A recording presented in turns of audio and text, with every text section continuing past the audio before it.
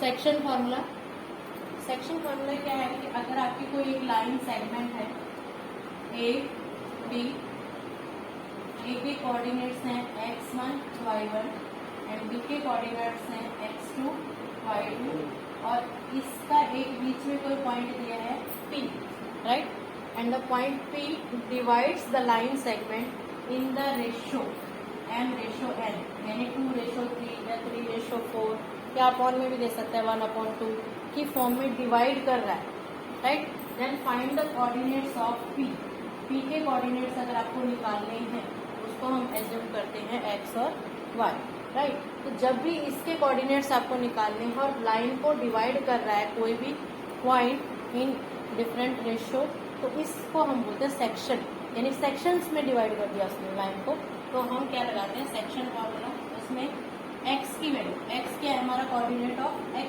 p का है ना, तो ये आता है x2 m plus x1 m upon m plus n, यानी ये जो है वो इधर मल्टीप्लाई होता है और ये इधर, राइट। और इसी तरह से अगर y की वैल्यू निकालनी है y2m plus y1n upon m plus n, बस यही फॉर्मूला है। मैंने आपको पहले ही बताया था कि आपका इस पूरे लेसन में सिर्फ 3 ही फॉर्मूले हैं, तो 3 फॉर्मूले, एक फॉर्मूला डिस्टेंस फॉर्मूला आपको करवाया, दूसरा ये है आपका सेक्शन फॉर्मूला, राइट। इसी से रिलेटेड अगर m equals to n, right, m और n इक्वल हो तो इसका मतलब ये जो डिस्टेंस है वही डिस्टेंस क्या होगा, ये होगा, तो p क्या हो जाएगा हमारा मिड पॉइंट हो जाएगा। तो उसी फॉर्मूले में m और n दोनों इक्वल होते हैं, तो सेम अगर रेशियो में होता है जैसे 2:2 है, राइट, तो हम इसको कट करते हैं 2 1 2, m और n की वैल्यू क्या हो जाएगी 1 और 1 हो जाएगी। तो यहाँ पर क्या आएगा m और n अगर इक्वल है then p is the mid point of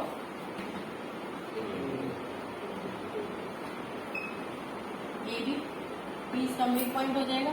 so section फॉर्मूले को ही हम लोग क्या बोल देते हैं मिड पॉइंट फॉर्मूला,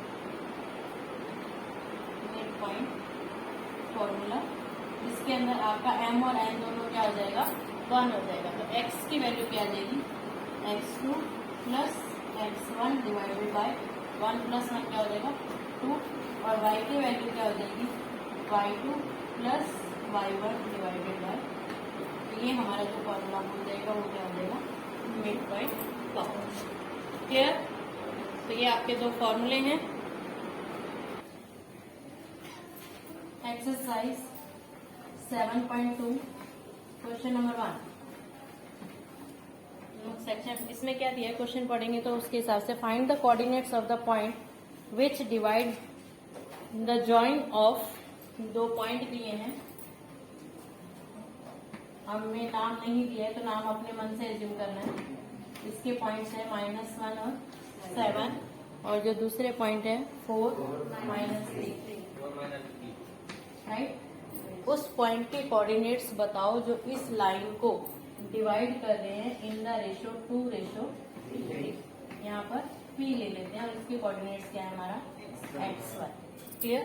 जब भी आप सॉल्व करेंगे तो ये बना देंगे, उस बनाने के बाद इसके ऊपर हम लोग मेंशन करेंगे कि ए हमने लिया x1 y1 इक्वल्स है -1 और 7, आप ले सकते हो उसके हिसाब से। फिर b क्या है x2 y2 जिसकी वैल्यू क्या है हमारी 4 -3, and m ratio n equals to है हमारा 2:3, राइट। फॉर्मूला हर सम में आपको कंपलसरी लिखना है। x क्या होता है mx2 plus nx1 divided by m plus n, कुछ भी नहीं करना, सिर्फ फॉर्मूले में वैल्यू पुट करनी है।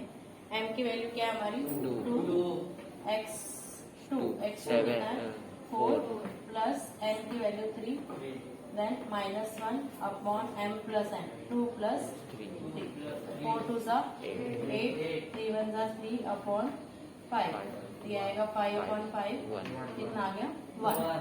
सेम ऐसे y की वैल्यू निकालेंगे m y2 plus n y1 upon m plus n, then m की वैल्यू 2, y2 2 की वैल्यू -3 प्लस 3 इंटू 7 अपॉन 2 प्लस 3 क्या आएगा? 3 2 जा 6 प्लस 7 3 जा 21 डिवाइडेड बाय 5 कितना बचा? 15 डिवाइड बाय 5 कितना आ गया? 3। सो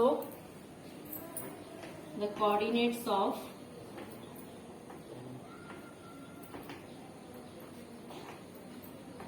P x y equals to क्या आएगा? 1 3। This is the answer. Clear? इस टाइप से आप लोगों को सेक्शन फॉर्मूला यूज करना है। नेक्स्ट क्वेश्चन है find the coordinates of the point of trisection. Trisection 4 section 5 section and so on, कुछ भी बोल सकता है कि अगर एक ये लाइन है ए बी, ट्राई सेक्शन का मीनिंग ये है कि ट्राई मतलब 3, सेक्शन मतलब सेक्शन में कन्वर्ट करना, और वो जो तीनों सेक्शन है वो क्या होंगे? इक्वल होंगे, यानी ये इक्वल्स टू ये इक्वल्स टू ये, इसको ही ट्राई सेक्शन बोलते हैं। अगर 4 सेक्शन होंगे तो इसको 4 पार्ट्स में डिवाइड करना है। तो एक पार्ट ये P और यहाँ पे क्या आपने Q, तो यानी ये इक्वल्स टू ये इक्वल्स टू ये हो जाएगा। क्लियर? तो इसमें ट्राई सेक्शन दिया है find the coordinates of the point of try section of line segment 4 -1, इसकी वैल्यू है 4 -1 और दूसरी वैल्यू जो है वो हमारे पास क्या है? -2 और -3। क्लियर? समझ आया? अब अगर हमें इसकी वैल्यू निकालनी है, किसी की भी निकाल सकते हो, पहले इसकी निकालो या तो इसकी निकालो। अगर इसकी निकालनी है तो क्लियर, तो रेशो हमें नहीं दी है, सिर्फ ट्राई सेक्शन वर्ड दिया है, तो हमें रेशो खुद से देखनी है कि क्या है। अगर आप इसकी वैल्यू निकाल रहे हो तो हमें इसको क्या ले लेना है? X Y, right. इधर कितना पार्ट है? 1, तो ये 1 आ गया। देन रेशो इधर कितने पार्ट्स हैं? 2, तो m रेशो n क्या हो जाएगा हमारा? 1:2। अगर आप पहले ये निकाल रहे हो वो आपके ऊपर डिपेंड है कि एग्जाम में आप किसको पहले निकालें। अगर पहले इसको आप निकाल रहे हो तो इसको एक्स वाई ले लो, राइट। तो इधर 2 पार्ट बचे तो 2:1 क्या आ जाएगा? 1। एज यू विश, कोई भी पहले निकाल सकते हो। तो ट्राई सेक्शन अगर 4 सेक्शन बोलेगा, अगर मानो ये एक लाइन है जिसके कितने पार्ट्स में कन्वर्ट किया? 4 में, राइट। तो 4 सेक्शन में मान लो तुमने, अब तुम्हें एक चीज और भी है, इसमें मिड पॉइंट फॉर्मूला लगा सकते हो। अगर तुम इसका पहले निकालो, तुम्हें पता है इधर भी 2 है और इधर भी 2 है, तो दोनों साइड इक्वल पार्ट है ना, तो यहाँ पर डायरेक्ट क्या लगा सकते हो? Mid point. तो ये आपके 2:2 आएगा, तो 2 1 2, मैंने वही बताया, m और n दोनों क्या हो जाएंगे? 1 हो जाएंगे। वो आपकी दिमाग के ऊपर है कि आप लोगों को किस टाइम पे क्या याद आ जाता है। अगर नहीं याद आ रहा है, राइट, यही याद आ रहा है, तो अगर मान लो इसका निकालो तो इधर 1 और इधर 3 पार्ट है, तो 1:3 क्या लेंगे? 3। क्लियर? अगर मिड पॉइंट लगाओगे तो बहुत ईजी हो जाएगा।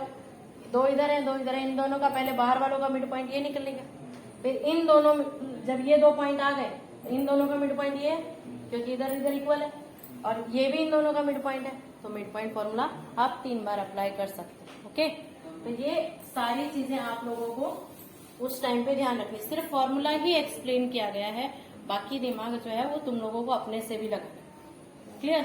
तो इसके अंदर अगर हमें अब क्या है, ए की वैल्यू है, ए को हमने लिया x1 y1 जिसकी वैल्यू दे रखी है 4 -1, बी की वैल्यू ली हमने x2 y2 इसकी वैल्यू क्या दे रखी है? -2 -3, एंड p जो है वो हमारा xy है विच डिवाइड्स m:n इक्वल्स टू 1:, हमने क्या लिया? 2।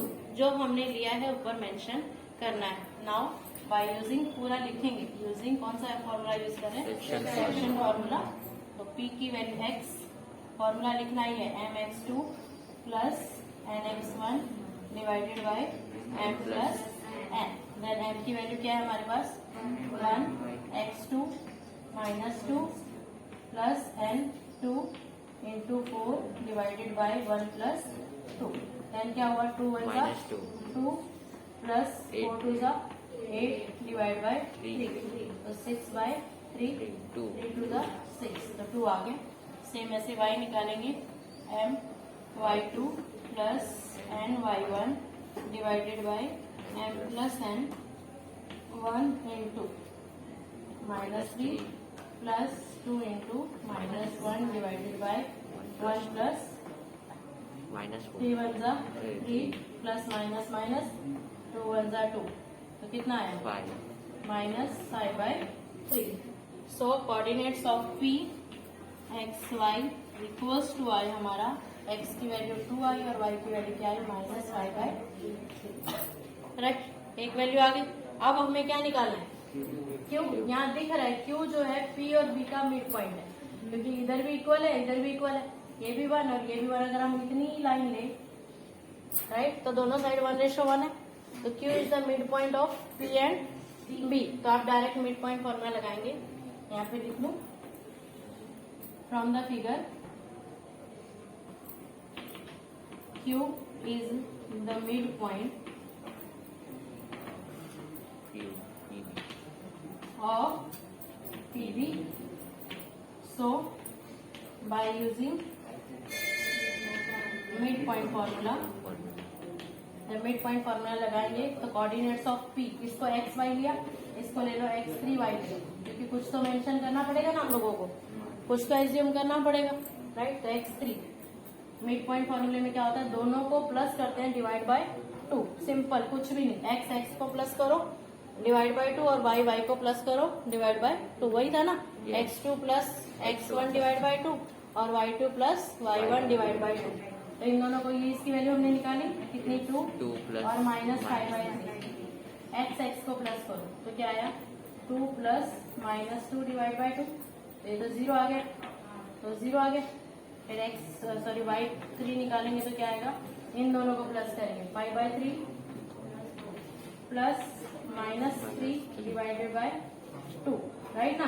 जब एलसीएम लेंगे तो 3 3 से क्या आएगा 9 और 9 और 15 दोनों माइनस के हैं, तो क्या आएगा माइनस 14 बाई 3 इंटू 2 7 जा 14. तो क्या आएगा माइनस 7 बाई 3. इसके जो कोऑर्डिनेट्स आएंगे वो क्या आएगा 0 और minus 7 by 3. This is the answer. Right, बाकी कैलकुलेशन आप लोग थोड़ी बहुत जो होगी वो चेक कर लेंगे. ये आपका section formula. Okay, question number 4 है ये हमारा. इसमें क्या दिया है आपको, coordinates of points P and line segment के, और उसके बाद जो आपका एक पॉइंट दिया है जिसका m रेशियो n में डिवाइड कर रहा है. आपको क्या करना है, रेशियो फाइंड आउट करनी है. ओके, तो ये हमारा है x1 y1, this is x2 y2 and this one is xy. Right, so by using section formula,